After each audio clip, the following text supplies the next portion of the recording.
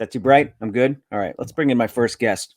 He just wrote a book, The Call of Kilimanjaro, Finding Hope Above the Clouds. And there he is. I want to find out if he looked this cool the whole trip. I doubt it. Let's bring in Jeff Belanger. Oh, Mr. Belanger, you haven't finished the book yet? I didn't know there'd be a quiz. What's happening? How are you? Ray, I haven't seen you in hours, it seems like. Been so long, hasn't it? I know. Before we start, I want to mention that Jeff and I do a podcast called New England Legends. He's got a PBS series. You may have seen it. It's on Amazon Prime. You can find it right there. Just do a quick Google. And then I help out with the podcast, which we've been doing for, is it coming up on 4 years or is it more than 4 years now? It's been 186 weeks, whatever that is. Yeah, we haven't stopped. Even during COVID, we had to take a little bit of a break, but that break, we were still producing. We were still introducing best ofs. Right. So we haven't stopped. A few of those. Yeah. 186 weeks in a row. Yeah, that's fantastic. So I'm happy to have you here. Yeah, thank you. Cheers. I just what do you have? Just Sam. Sam. You couldn't get more fancy. No, cheers. No, cheers. It's been a long week. What have you been doing? The book came out on Tuesday. What is it like for an author who just released a book? What's your week like? So Tuesday morning, there's press release, there's graphics to put up, there's announcements to make. I did an interview with you, exclusive Ray Osier, first interview, which was very appreciated. 2 in a week. So yeah, I know. Yeah, this is 2. And so it's just, the funny thing is, I've never put out a memoir before. This is new for me. I've written 16 books. So usually when you write a book, like The World's Most Haunted Places, you put that out and people are like, I like haunted places. Never heard of the author. Doesn't matter. I'm interested in the subject. When you put out a memoir, like, dude, you got to just tell the world as much as you can, and you got to share your story and convince them that this is something worth their time. What was the process like there? Because again, you wrote, how many books did you write before this? 16. 14, 15, 16. Yeah. So is this a totally different mindset?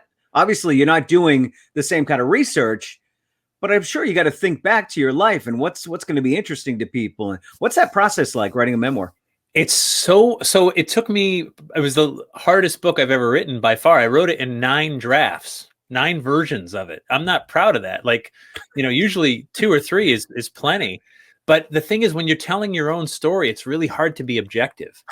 So that first draft, when I came back from Kilimanjaro, and I think you were the first interview I did as soon as I got home, right? I was in the studio with you and we were talking about this thing that I had just gone through. And I didn't even have the words yet. You know what I mean? Like, I don't know if you remember, but it was a few years ago. Yeah, but I was. And even you talk about that in your book as well. Well, actually, on Tuesday was the anniversary 4 years ago.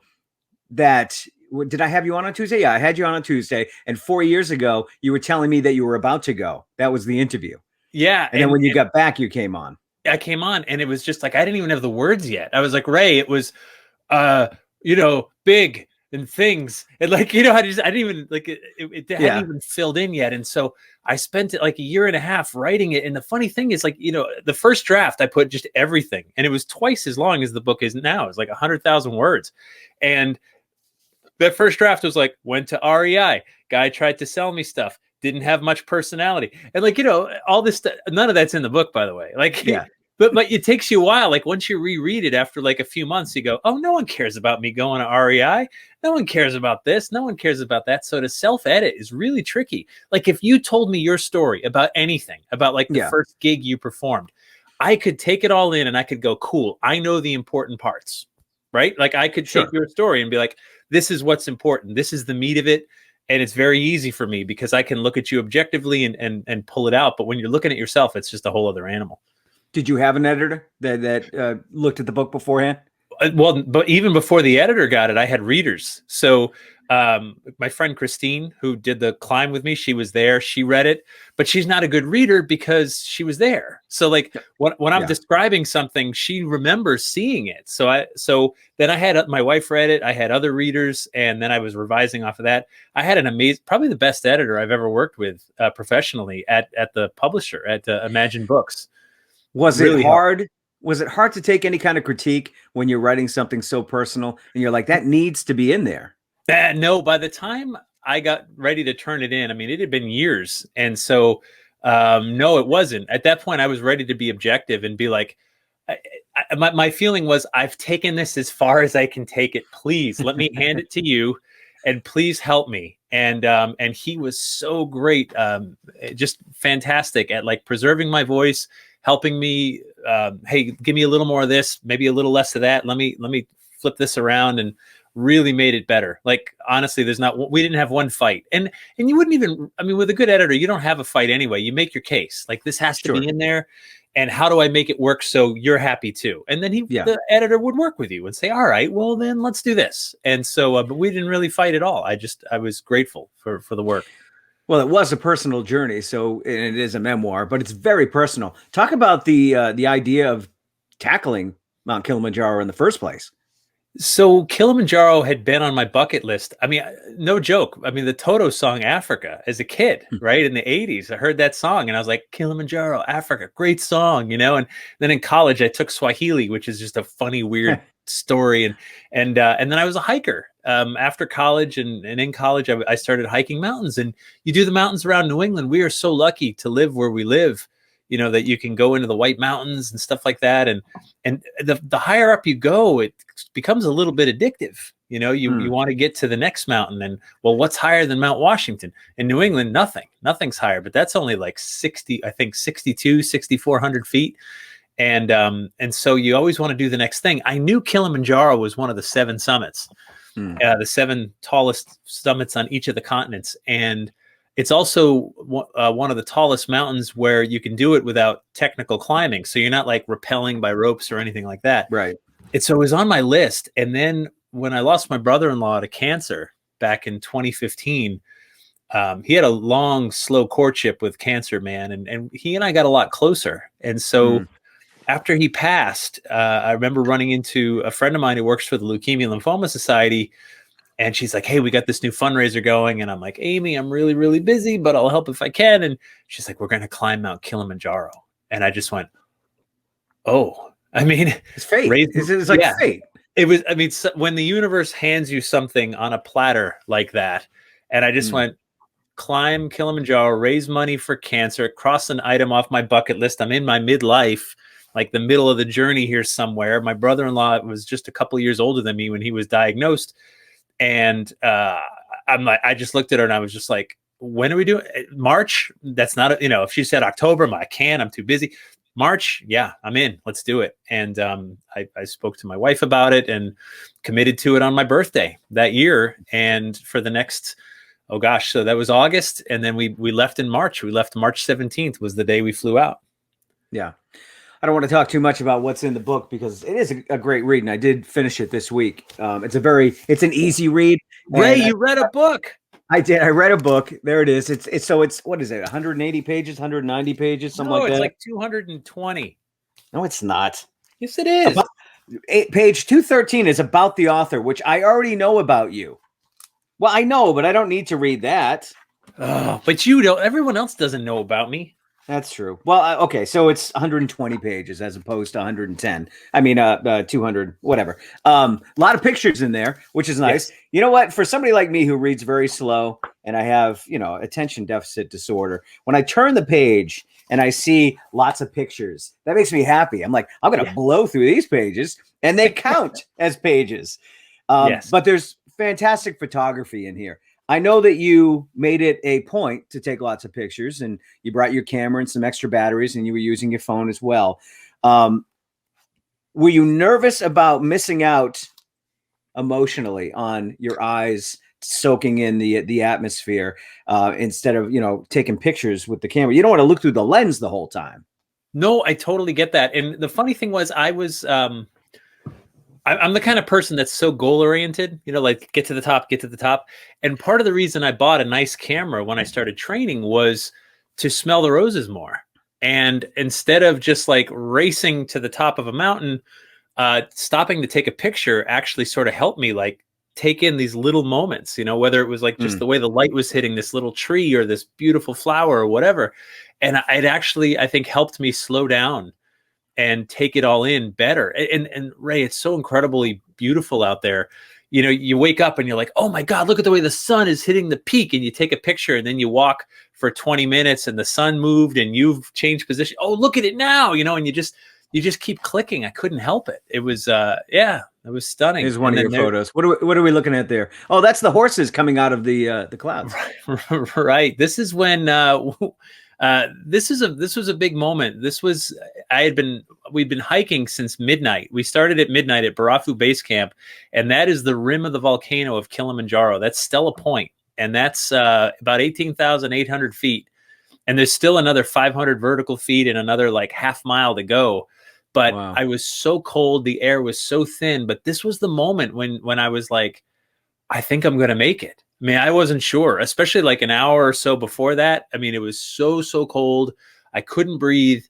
And I didn't know. But then seeing that and the world warms up and you just went, all right. And I clicked that. That was with my phone. Like I was so tired, so exhausted. I just remember being like, wow, that's really something. And I clicked it and I just felt this like presence around me. And that was just the most spiritual moment of my entire life right there, captured on the other side of that camera. I knew the end result, obviously. I think we all know the end result. But as I was reading that last chapter, those last few, 10 pages, I was really nervous for you. I didn't know if you were going to make it. Spoilers. You talked about being outside your body. You couldn't breathe. You had to stop. You almost fell over.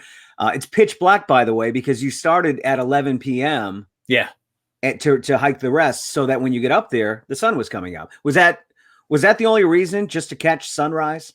No, I mean, it's part of it because it was absolutely glorious. But so that day we got to Barafu Base Camp, 15,000 feet. And when you're standing perfectly still, at least when I was, and I had already had like 5 days to acclimate, when I stand perfectly still and relax, it's not so bad to breathe. But ask me to just walk 20 feet and it's like a sprint. You're just trying to catch up. So you start at about midnight because it's going to take 8 hours to get to the top, 8 hours to get 3.1 miles. That's moving at like less. That's like 0.3 miles per hour. That's a slow pace. Your treadmill doesn't go that slow. Like half a mile an hour, probably your slowest setting on your treadmill. We were going slower than that. And so part of it, so we had to get up there. We're at the summit at 7:45. We have to get all the way back down to Barafu Base Camp, eat something, rest for like 1 hour, and then get miles further down the mountain to another camp so we can get off the mountain the day after that. It was just an exhausting, absolutely debilitatingly exhausting day. That whole affair, and also the emotional, like you're wrung out like a wet towel after you this thing you've been dreaming about. You get there, you touch the sign, you come back down to base camp, and you're just like, whoa, right there it is. Yeah, that's this thing. That's the reason I thought that was the reason I went there. It was just for that picture, and that was a huge part of it. Sure, of course, but wasn't that it? I mean, you were up there for like 10 or 15 minutes and it was like, all right, time to go. And our guides were like, we're not camping out. Yeah, I know. Like, what time's the bar open? Like, what are you talking about? And they're like, there's no air up here. We got to go. We got to get down, man. Let's there's, it's so, I mean, I had pictures to take and stuff like that. And, but coming back down was like coming into this, like the air is so thin, but as you get lower and lower, you're just like, oh, there's more air. And you're chasing it, right? You can actually breathe as you get lower. Plus, you didn't see any of that scenery on the way up because it was pitch black out. No, and it was on the way down that I saw more markers where people have died, which is very sobering. That's in the book as well. Yeah, very sobering when you see plaques marking, commemorating where people died, and you're like, someone couldn't handle the oxygen and they died right here because of it. And that's a moment, and you're just like, oh, people lose their lives on this mountain, on any mountain, but it's still the reason you do it. Like I've always, the analogy I've given is like, some mountains end up in our way through no fault of our own. And that mountain is often metaphorical. You've got to deal with like a death in the family, or getting a new job after getting fired or laid off, or whatever that big thing you have to do. And then there's mountains that we sometimes put in our way on purpose. And those are the best ones. And when you get up there and you realize that you still got some grit in you, you know what I mean? Like, when you're in your midlife, right? When you're in your 40s, you've designed your life a certain way. You hopefully have the job that you like. You're pretty good at it. You're comfortable. The family, the house, the friends. There's not a lot of abrasive stuff because you've sort of pushed it away over the years, Sure. right? You're like, I don't have time for that crap anymore. So it's kind of cool to get into a place where you're like, man, I need to find that inner grit. And then to know that it's still there and it's still accessible was really empowering. I got to come home being like, I've climbed Kilimanjaro, man. Like I've got that. I get to keep that forever, no matter what. What's next, though? I mean, if you did that, that's a pretty big feat. I mean, Everest obviously would be another one, but is there something that's greater than Mount Kilimanjaro, whether it's on the ground, under the sea? What's next? I will find another adventure for sure. I want to do Kilimanjaro again, by the way. I can't imagine going the rest of my life without going back there. I just can't. I have to do it. I want to do it. Mount Elbrus is one of the other 7 summits, and that's in Russia. And it's not as high as Kilimanjaro, not by much. It's only a little bit shorter, but that's one that I've sort of got my eye on. Cause once you've done one of the 7 summits, like, wouldn't it be awesome to say you've done 2? Right. Right. And then you're like, what about, I don't know, 3. So Everest, first of all, my wife said we would have to get divorced first. Very expensive to get divorced. And dangerous. I mean, Jesus. Dangerous. You could die getting divorced. And then Everest, it costs like $60,000, $70,000, $80,000 to do it. And it takes weeks. And, it's, believe me, I think about it, but it's probably not in the cards. But I could definitely see myself knocking out Elbrus, and maybe like one other. It would just be cool to be like, there's 7 summits, and I've done a couple of them. Absolutely, it's addicting, right? You once you've stood on the mountain, whatever that mountain is, right? Like this big thing, you're like, I want more of that. Yeah, I felt the same way about tattoos. You get one, you want more. That's what everybody says. Before I let you go, and there's so much to talk about. I mean, we could spend the hour doing it, but I really want everyone to read the book, The Call of Kilimanjaro, Finding Hope Above the Clouds. You took that, didn't you? No, that's my buddy. That's Frank Grace, man. Oh, yeah, that's right. I know the story behind that. I'll let it out. I'll tell the secret. So I took this picture. That's me. That's me. I took that. That's the mountain. And then this was taken by Frank Grace, a very long way from Tanzania. That's right. That's funny. I think we took that in New Bedford. So New Bedford, Massachusetts. So Frank Grace, he contributes a lot to the podcast and the TV series with his photography. He's pretty amazing. Yeah, he's totally amazing. So I was like, Frank, they had an idea for the cover, but I was hiking and I looked exhausted on Kilimanjaro, and so the idea was that under this, and I'm like, we need something better than that. And so I was like, Frank, what can we do? He goes, I get you up on the roof of my building. There's nothing but sky above you. Boom, we're in Tanzania. So thank you, Frank, for making me look like a badass. All right, let's go through some comments before I let you go, because there's a lot of legendary listeners here. You had everybody crying last night. Last night was my first one, my first program. Was it? Yeah.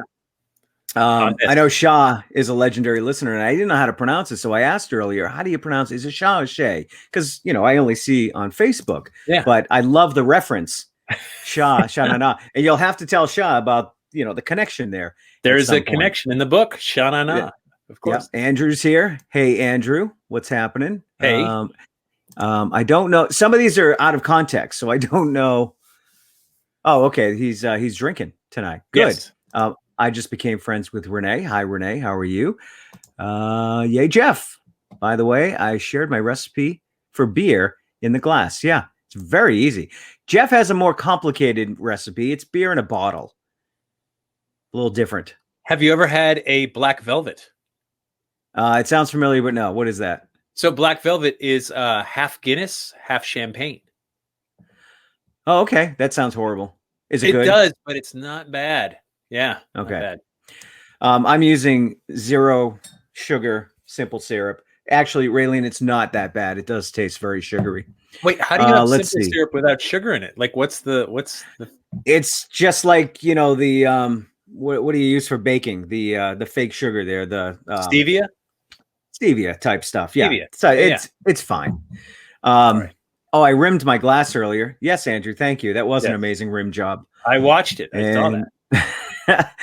let's see. Blah blah blah blah blah. Oh, I was talking about Scal because I have a smoky margarita here, and I just lost it. You use StreamYard. It's kind of hard to do the show and look at this stuff at the same time, isn't it? I'm aware. Yeah, it is. It's tricky. Oh, I lost it. Never mind. And I saw John Judd's in there. John. Oh, here we go. Yep. It is a barn burner toward the end of the book. It is. It really is. And John, I thought he was going to fail. I thought he was going to turn around and go back, even though I knew the ending. Like a good movie, you know, like Titanic. You're rooting for everybody. You know how it's going to end, but you still end up rooting. Okay, that's it. All right, buddy. Well, good to see you. This book is available everywhere. Amazon and the what's the place in Plainville again? Oh, Unlikely Story. So Unlikely Story in Plainville has autographed copies. I went there and signed a bunch. Ooh. And so see, mine's not even autographed. And I cracked mine open thinking it would be because it was given to me by the author and it wasn't even autographed. Well, we haven't really agreed to terms. The book's free. The autograph, not so much. Anyway, Jeff, thank you. The book is awesome, and I'll see you soon. Thursdays we release the podcast, so make sure you look for New England Legends podcast wherever you get your podcasts. It's everywhere. Yes, everywhere.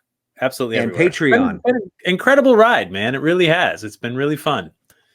So it has. And more to come, man. More to come. Yeah. More to come next week. Cheers. Good seeing you. Cheers, buddy. You too. Thank you, everybody. Good night.